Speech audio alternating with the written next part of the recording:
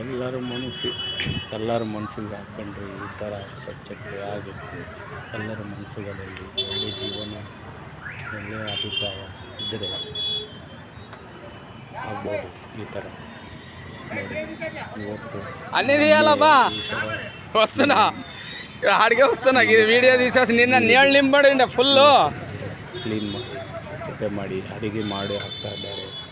ಇವತ್ತು ಎಷ್ಟು ಒಳ್ಳೆಪಟ್ಟಂಥ ఎన్నుండేనా నిన్న ఈ టైంకి వాటర్ ఫుల్ నిండిపోయిండే ಯೂಟ್ಯೂಬ್ ಮಾಡಿ ಇದು ಮಾಡಿದ್ದಕ್ಕೆಲ್ಲ ಇಷ್ಟೊಂದು ಅಭಿಪ್ರಾಯಕ್ಕೆ ಬಂದಿತ್ತು.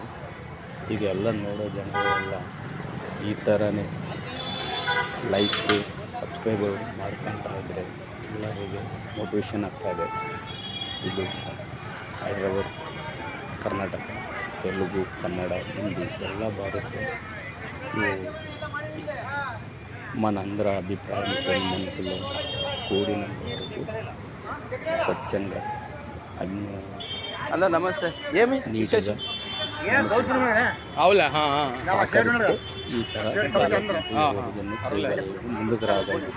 ఇదంతా దయచేసి ఇదంతా చూసిన వాళ్ళ లైక్ వెళ్తాం అంతా కలుసుకుంటే మనిషికి తోడు పరిచయం అనుకుంటే అవుతుంది.